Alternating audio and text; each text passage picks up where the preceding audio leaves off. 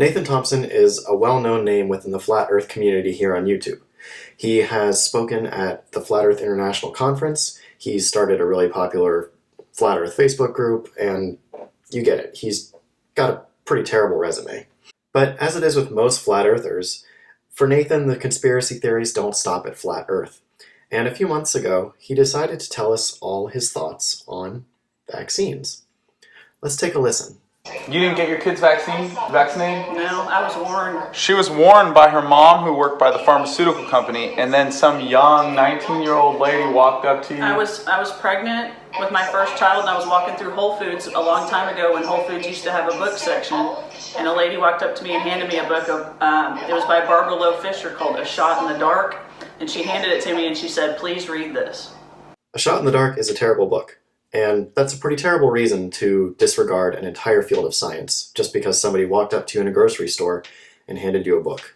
The guy told me on the plane yesterday, he said, anyone who's having kids, I warn them to do their research now about vaccines. And I remember telling him that we're being lied to about so much stuff, you know, space is fake and all this stuff, right? Did I mention that this guy is a flat earther who thinks that space is fake? Keep in mind that even though he believes all these things, every anti-vax talking point you are about to hear from him are really common within the anti-vax movement. And the reason that I started this video was Dana was telling me that 1 in every 2 kids is vaccine injured or has ear infections or bowel disease or Well, they're just they're getting chronic ear infections, which starts them out on a lifetime of antibiotics, and then their gut is all messed up, and then they're getting ear tubes, and then the vaccinated kids seem to constantly come down with strep and flu and things that you just don't see in the unvaccinated kids at all. 1 in 2 children being injured from vaccines is not even close to the reality, but we'll get to that point a little bit later. Something she says here, though, that I hear all the time in the anti-vax community is that unvaccinated kids are healthier than vaccinated kids. There is no data to support this, but I guess if you're dying at the age of 2, you're not going to get sick as often as if you live longer. You said your neighbor got her kid vaccinated, and the next day they took the kid in and the kid had strep. My son's best friend, he was 4, got all his vaccines.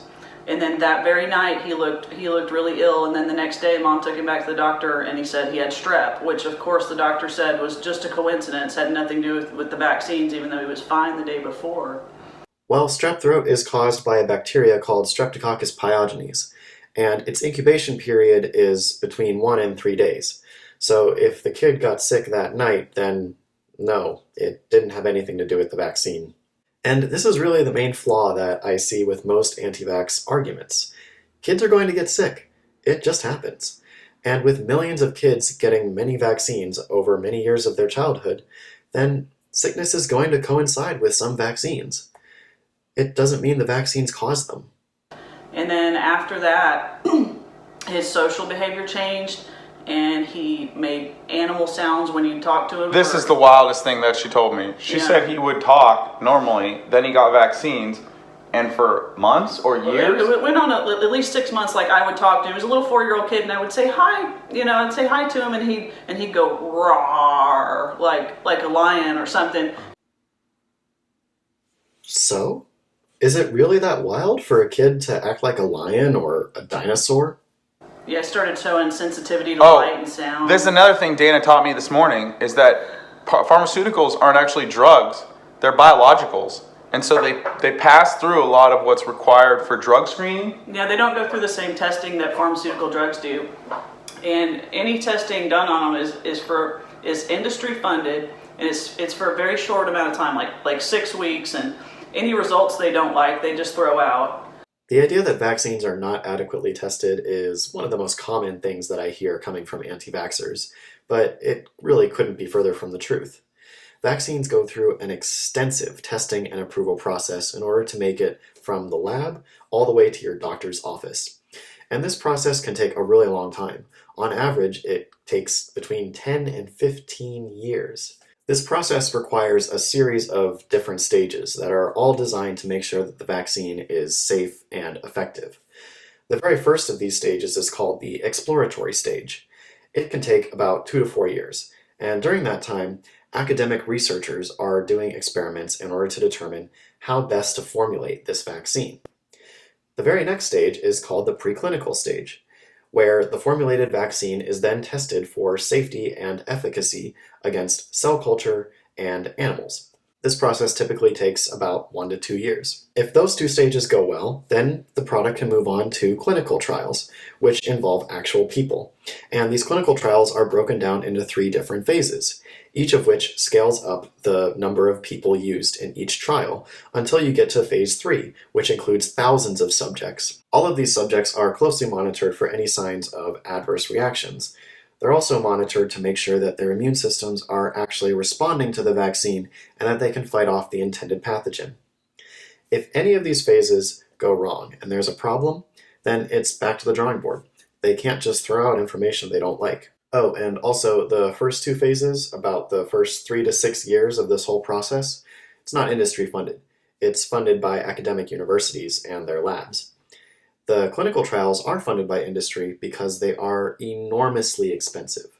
And they don't use real placebos in the tests they do on vaccines. Well, they only test one vaccine at a time. They've never ever done a study on all 72 doses of vaccines that the kids are getting these days. All together, wow. They've never ever done a study of the cumulative effects. So they study these vaccines one at a time, and the placebo will have all of the other things in the vaccine without the antigens. So say it'll have aluminum and formaldehyde and all this stuff in it, but it won't have like the HPV virus or whatever vaccine it is. So they're fake placebos. It's tobacco science. It's pseudoscience. It's not real.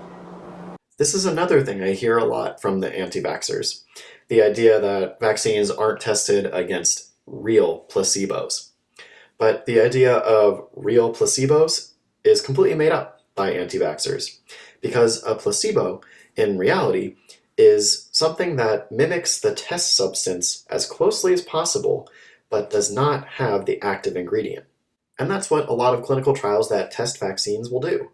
They will take all the ingredients of a vaccine and just take away the active ingredient, the part that's going to give you immunity, and then give that as the placebo. And that's completely acceptable in the scientific community. The idea that it has to be saline is just made up. But there are some vaccine clinical trials that do use saline.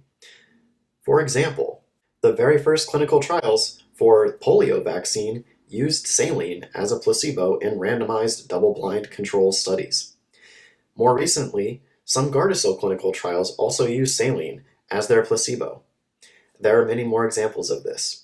So my question to anti-vaxxers is, are the vaccines that did use saline okay? And would you take them? Why or why not? Now, some anti-vaxxers will tell you that they have a problem with vaccine clinical trials that don't use a placebo and instead use another vaccine. These clinical trials do exist, but there's a very good reason for it. And the reason is that there is an older vaccine available, and they're just trying to improve it. So it wouldn't really be ethical in a phase 3 clinical trial to deny thousands of test subjects access to a life-saving vaccine just to test a new one. And they've already paid out $4 billion in vaccine injuries. Through a court, it's called the vaccine court, and it's a real, it's not a fair system, and it came about as part of the 1986 Childhood Vaccine Injury Act, which gave vaccine makers made them free from liability for the damages that their vaccines caused. And so now if you have a child injured by vaccines, you can get a lawyer and you can go to vaccine court, but you can only be compensated for certain injuries. And they're compensating families for kids who have autism, but they have to use special wording and they have to call it encephalitis. And the court is ruled over by these special masters instead of the way a normal court would be. It's a real... Yet another anti-vax favorite, the Vaccine Injury Compensation Program. Dana is very wrong about a lot of stuff she says here, so let's just first go over how these vaccine courts actually work. They exist to compensate parents who claim that their children were injured due to a vaccine, and the special masters that she calls them are actually doctors who are trained to look at these cases and try to identify whether or not the injury was actually from a vaccine. Now let's go over some quick numbers. According to the CDC, about 300 million doses of vaccines are distributed in the US in an average year.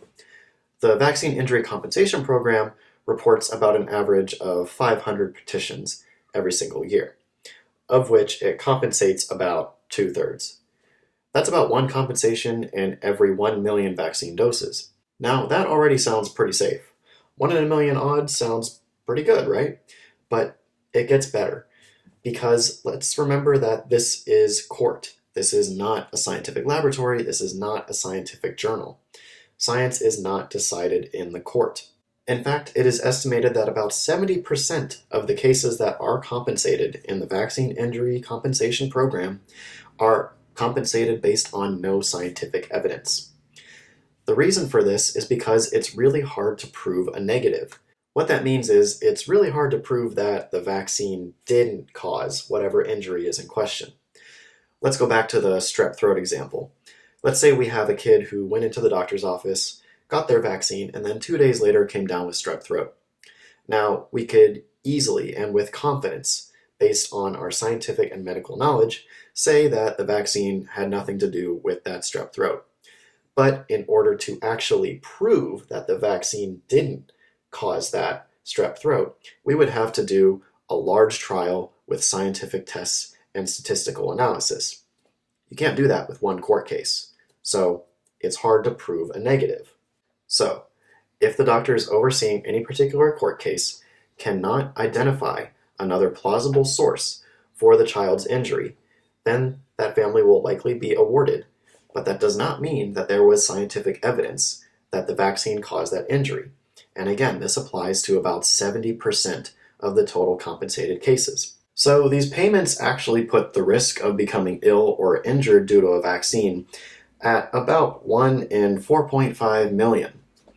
What was the number that Nathan said at the beginning of the video?